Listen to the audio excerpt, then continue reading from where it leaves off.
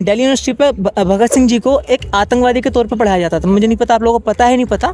भगत सिंह जी को आतंकवादी के तौर पर बताया अंग्रेज जाता उनको आतंकवादी मानते थे। है। जैन जी ज्यादातर मतलब जो मंदिर थे या फिर इनसे दूर रहते थे, तो इस गवर्नमेंट में क्या चेंज हुआ? मतलब जैन जी क्या ज्यादातर बढ़ा है इनकी तरफ? जैन जी बड़ा बिल्कुल बड़ा है, नो डाउट बड़ा है, क्योंकि बीजेपी की सरकार चल रही है तो बहुत ज्यादा प्रीचिंग करी है, बहुत ज्यादा प्रचार करा है। राम मंदिर देख लीजिए। तो इससे क्या हुआ है कि इससे हमारा धर्म का, हमारा जो सनातन धर्म है उसका प्रीच हुआ है पूरे वर्ल्ड वाइड। तो भक्ति ज्यादा फैल रही है। यहाँ पे जो यूथ है, आजकल का यूथ जो कि ड्रग्स में ज्यादा एडिक्ट ले रहा है, वो इसमें कहीं ना कहीं दिखा रहा है अपना इंटरेस्ट। अपने उस काम का खुद ही बलात्कार कर दिया शराब को बंटवा कर। केजरीवाल ने दारूगा जो एक पे एक फ्री किया था, वो एनजीओ किसकी थी? बीजेपी की थी। और साइन किसने किया था? बीजेपी ने किया था। तो वही तो मैंने स्टार्टिंग में बोला। अब वो सही है। मैंने क्या बोला था स्टार्टिंग में? राज्यपाल जी की जो मैंने बात की थी वो क्या बोला था मैंने? भाई साहब आप कहाँ तक पढ़े लिखे हैं? अगर केजरीवाल जी मेरे सामने आते और मुझसे उस टाइम पे बात करते, चाहे इसके लिए सजा होती, जेल जाना पड़ता, मैं उनके मुंह पे चप्पल मारता। नमस्कार, आप सभी का स्वागत है झलको दिल्ली में। मैं आपके साथ जतिन और इस वक्त मैं मौजूद हूँ कैनॉट प्लेस के सेंट्रल पार्क में, जहाँ पे हम कुछ लोगों से मिलेंगे और उनसे बात करेंगे कि जो प्रेजेंट की जो सरकार है, रेखा गुप्ता की जो गवर्नमेंट है, उनको 1.5 साल हो गए हैं, तो कितने चेंजेस आए यहाँ पर पे, लोगों की क्या यहाँ पे राय है, क्या उनके जो रिव्यूज़ हैं रेखा गुप्ता गवर्नमेंट को लेकर के। जैसे कि आज जो है 16 अगस्त भी है, 16 अगस्त जो कि आज अटल बिहारी वाजपेयी जी की जयंती भी है। उसके साथ ही हम देखेंगे कि पहले की जो गवर्नमेंट थी और इस गवर्नमेंट में कितने चेंजेस आए हैं, लोगों के क्या प्रतिक्रियाएं हैं, क्योंकि 1.5 साल पूरे हो गए हैं कहीं ना कहीं लगभग गवर्नमेंट को, ये 1.5 साल से ज़्यादा भी हो चुके हैं। तो लोगों की क्या प्रतिक्रियाएं, लोगों का क्या मानना है कि सरकार में कितने चेंजेस आए, और केजरीवाल गवर्नमेंट जो कि पहले की गवर्नमेंट थी उसका बारे में, और इसको अगर कंपेरिजन किया जाए तो लोगों का क्या रिव्यूज़ है। हरे कृष्णा। हरे कृष्णा। ये बताइए कि इस सरकार के अंदर जो 1.5 साल से ये रेखा गुप्ता की दिल्ली की जो गवर्नमेंट जो चेंज हुई थी 10 ईयर्स ऑफ केजरीवाल के बाद, तो अब इसमें कितना चेंजेस आया है, क्या जनता को कितना फ़ायदा मिला है? देखिए, अगर हम फायदे की बात देखें तो बहुत सारे चेंजेस आए हैं। बस ये है कि जो केजरीवाल था, केजरीवाल ने फ्री में इलेक्ट्रिसिटी कर दिया था, फ्री में बिल्स कर दिए थे, तो उससे जनता को काफ़ी हद तक बेनिफिट हुआ था। पर बीजेपी ने वैसा नहीं करा। पर बीजेपी भी काफ़ी सारी स्कीम्स ला रही है जिससे महिला को ज़्यादा सेफ्टी मिल पा रही है। सबसे पहली बात तो अगर हम बंगाल में देखें तो बंगाल में कितना बड़ा प्रोग्रेसमेंट आई है। उन्होंने हिंदू तत्व को बहुत ऊंचा स्तर दिया है, और वो कहीं ना कहीं इस्कॉन मंदिर में जाते हैं, हम जैसे लोगों से ही मिलते हैं और प्रचार भी करते हैं, प्रीचिंग भी करते हैं। वो डिप्लोमेसी नहीं फैलाते, जो सो कॉल्ड डिप्लोमेसी होती है, डिप्लोमेटिक वर्क्स होते हैं, वो नहीं करते। वो स्टेट टू स्टेट बात करते हैं, जैसे हमारे योगी बाबा हैं। और योगी बाबा तो मैं क्या ही बोलूँ, वो तो मेरे वन ऑफ द फेवरेट हैं। एंड हाँ, तो प्रोग्रेसमेंट हुई है, कहीं ना कहीं बहुत सारी हुई है। जो जैसे रोडवेज़ है, रोडवेज़ में ज़्यादा हुई है। एंड केजरीवाल ने सिर्फ 2-3 काम ऐसे करे हैं जो कि जनता उसकी तरफ जाती है। पर अगर वैसे देखे तो उसका घर देखो, इतना करोड़ों रुपए उसने फूंक दिया अपने घर में। इतना करोड़ों रुपए अगर वो जनता पे फूंक देता तो क्या बिगड़ जाता उसका। तो हमारी तो यही पोव है। अच्छा, आपने धर्म की बात करी, जैसे तो पहले जैन जी ज़्यादातर मतलब जो मंदिर थे या फिर इनसे दूर रहते थे, तो इस गवर्नमेंट में क्या चेंज हुआ? मतलब जैन जी क्या ज़्यादातर बढ़ा है इनकी तरफ? हाँ, जैन जी बड़ा बिल्कुल बड़ा है, नो डाउट बड़ा है, क्योंकि अगर हम देखें बीजेपी देखें, जैसे बीजेपी की सरकार चल रही है तो फिर बीजेपी ने बहुत ज़्यादा प्रीचिंग करी है, बहुत ज़्यादा प्रचार करा है।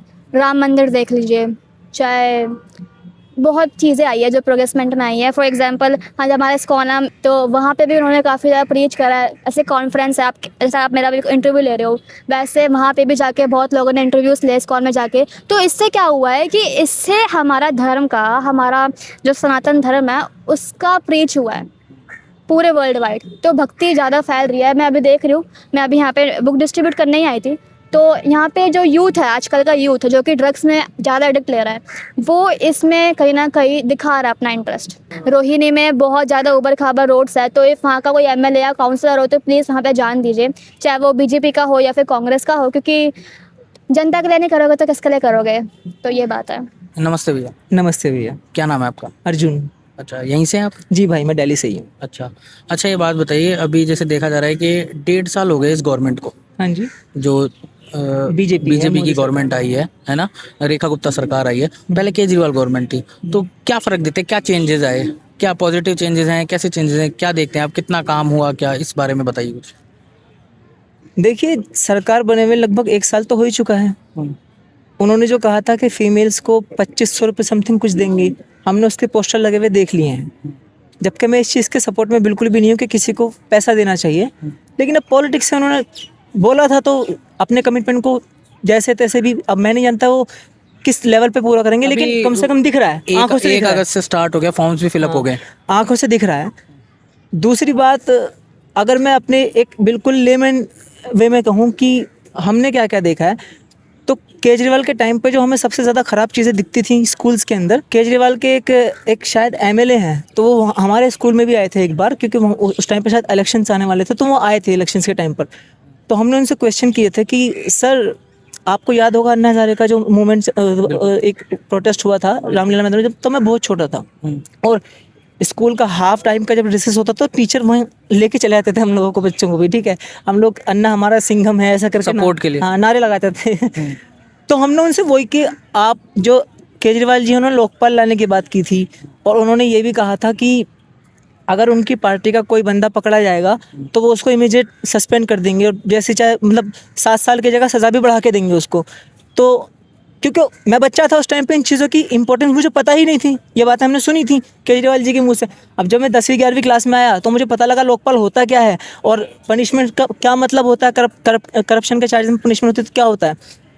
तो उस टाइम पे जो विशेष रवि जी थे उन्होंने कोई जवाब नहीं दिया। फिर भगत सिंह जी की जयंती मनाते हैं वो लोग, तो हमने उनसे पूछा कि एक टाइम ऐसा था, मैं दिल्ली यूनिवर्सिटी का स्टूडेंट हूँ, ठीक है, दिल्ली यूनिवर्सिटी पे भगत सिंह जी को एक आतंकवादी के तौर पे पढ़ाया जाता था। मुझे नहीं पता आप लोगों को पता है नहीं पता, भगत सिंह जी को आतंकवादी के तौर पर अंग्रेज उनको आतंकवादी मानते थे।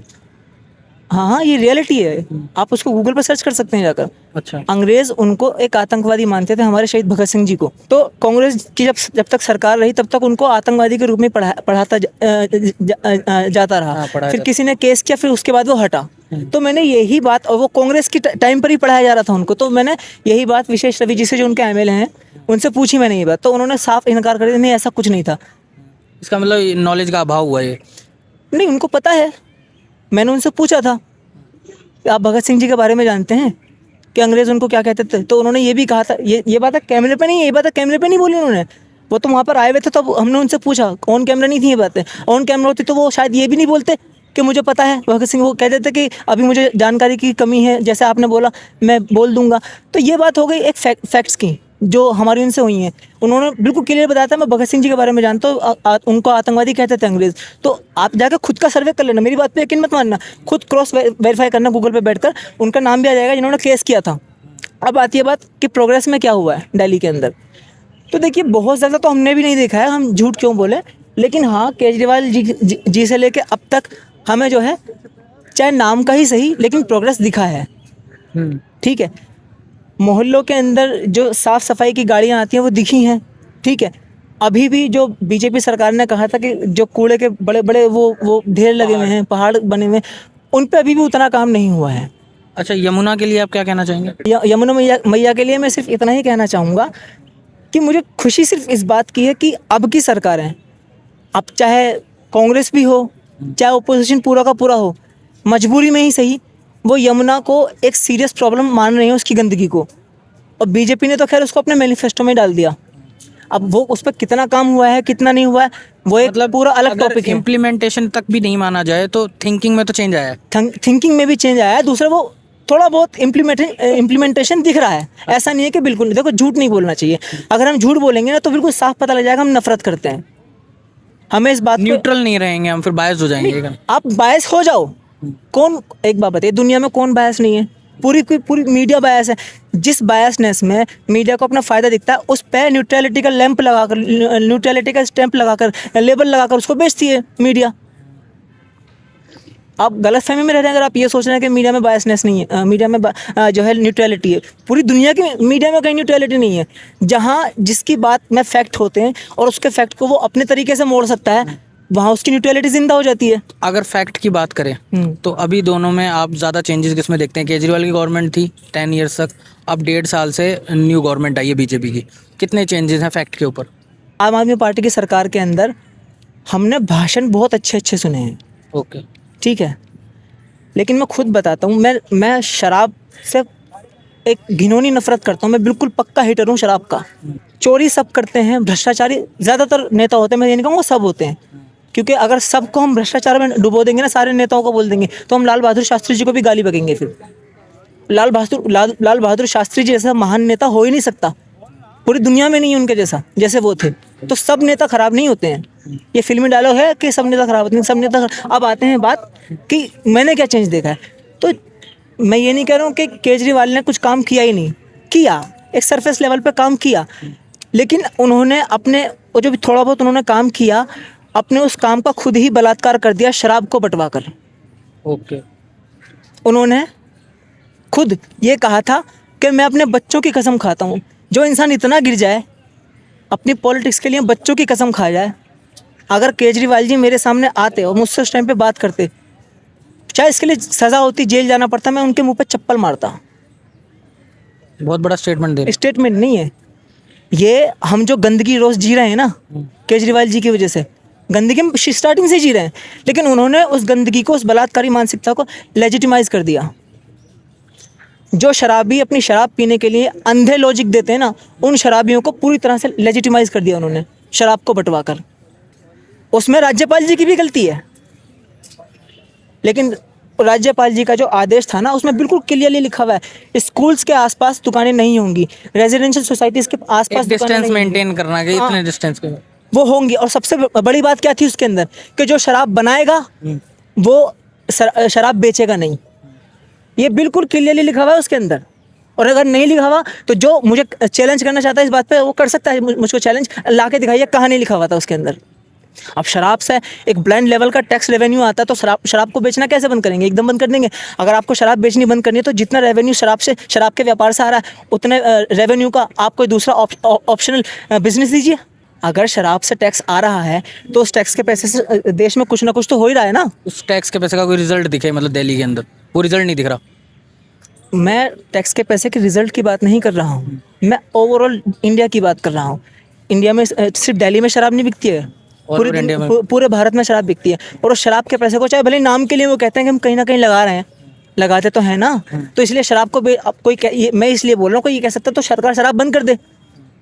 तो अगर सरकार शराब बंद करेगी तो आप कोई अल्टरनेट बिजनेस भी तो दो, कोई दूसरा बिजनेस दो जिससे उतनी ही कमाई हो। अब सरकार उसको बंद करेगी एकदम से तो उतने बिजनेस का भी तो एकदम से कोलैप्स होगा, उतने बिजनेस भी तो। हाँ, जो आपको पसंद नहीं आएंगे वो बेकार होंगी, सीधी सी बात है। दारू फ्री साइन किसने किया था ये पता है?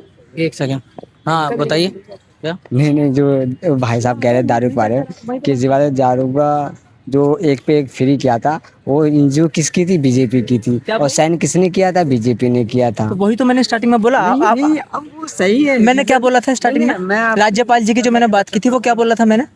भाई साहब आप कहाँ तक पढ़े लिखे हैं? सर आप कहाँ तक पढ़े लिखे हैं? अरे सर बात तो कीजिए, हम तो बात ही कर रहे हैं ना। बड़े मुझे अच्छी लग रही है आपकी बात, बहुत प्यारी लग रही है। भाई साहब आपने कहा राज्यपाल उनका, साइन उनका, बिल्कुल अग्री हूँ आपके साथ, लेकिन पढ़ा है वो ऑर्डर आपने पढ़ा है वो सब। अभी एक बताओ, देखो एक समझदार इंसान को पता क्या होता है, पहले पढ़ता है। नहीं सुनिए, पहले खुद का एनालिसिस करता है। एक चीज, एक रीजन मैं बता रहा आपको, एक ये याद कीजिए, ये गुजरात में शराब तो नहीं मिलती है। अच्छा, नहीं मिलती है ना। हाँ। किसने कहा? भारत के कौन से भी क्षेत्र में, बिहार में भी शराब बैन कर रखे, वहाँ पे शराब नहीं मिलती? बीजेपी की सरकार है वहाँ पे भी लो। तो वही तो मैं कह रहा हूँ, ये दारू। भाई साहब मैं बता रहा हूँ, आप मेरी बातों को जो आपको पसंद आई हैं उनको तो दिमाग में रख लिया आपने, और जो बातें आपको भी क्रिटिसाइज करती हैं उनको उड़ा दी। क्रिटिसाइज का मतलब समझते हैं आप? क्या बोला? क्रिटिसाइज का मतलब होता है आपकी भी आलोचना करती हैं जो बातें।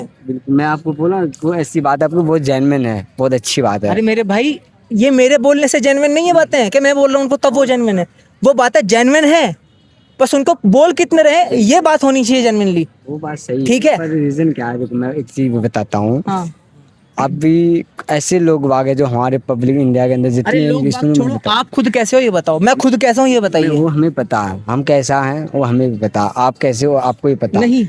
मैं हमें यही तो नहीं पता हम कैसे हैं। मैं एक चीज बता रहा हूँ, देखो ज्यादा दूर की बात, मैं कोई जीनियस नहीं हूँ मेरे भाई, अभी सीख रहा हूँ। और जब इंसान ये सोच लेता है ना कि उसको सब कुछ पता है, उससे बड़ा मूर्ख कोई नहीं होता फिर। मैं आपको एक रीजन बता रहा हूँ आपको, अभी की जो चल रहा, अभी क्या ऐसे जो मुद्दे चल रहे हैं, अभी किसी को नहीं पता। बताइए तो सही कौन कौन से मुद्दे चल रहे हैं? बेरोजगारी के मुद्दे कितने खतरनाक चल रहे हैं। सबसे मेन इंदिरा को लाओ, बेरोजगारी हटाओ, ये मुद्दा आज का है कि कब का है? इंदिरा आज सत्ता में है, कब है बताइए? इंदिरा कब थी सत्ता में? बहुत पहले थी वो, अब तो बदलते कब थी इंदिरा? मैं आपसे पूछ रहा हूँ पहली बार कब सत्ता में आई थी वो? भाई साहब पहले पढ़िए, वो तो वो जो गुजर इंदिरा गया, की पूरी सरकार ही बेरोजगारी के ऊपर टिकी हुई थी, और उसने क्या किया? गरीबी नहीं हटाई, गरीबों को ही हटा दिया। उसने ही हटाया, एक बीजेपी ने हटा दिया। अच्छा, उस टाइम पे नरेंद्र मोदी पीएम थे, हैं? नहीं, वो अलग बात थी, वो छोड़ो। हैं? और जो क्यों छोड़ा उसको? मैंने आपके घर को आग लगाया, एक सेकंड, मैंने आपके घर को आग लगाई, ठीक है, और फिर मैं ही आपसे आके कहूँ आपके घर में आग लगी हुई है, आप कितने गैर जिम्मेदार आदमी है, आप अपने घर की आग बुझा नहीं सकते? तो कोई आके कहे भाई छोड़ो ना, किसी ने आग लगाई? काफ़ी लोगों से हमने बात करी, लोगों के रिव्यूज़ लिए, जिनका रेखा गुप्ता सरकार और केजरीवाल में जो भी कंपैरिजन था वो उन्होंने बताया, अपनी राय रखी। इस पूरे मामले में आपका क्या कहना है, कमेंट करके ज़रूर बताइए, और लोगों ने जो राय दी उससे आप कितना सहमत रखते हैं, ये आप अपनी प्रतिक्रिया कमेंट में दे सकते हैं। तब तक के लिए आप जुड़े रहिए झलको दिल्ली के साथ। मैं जतिन, कैमरा के पीछे मेरे साथी मंजीत। धन्यवाद।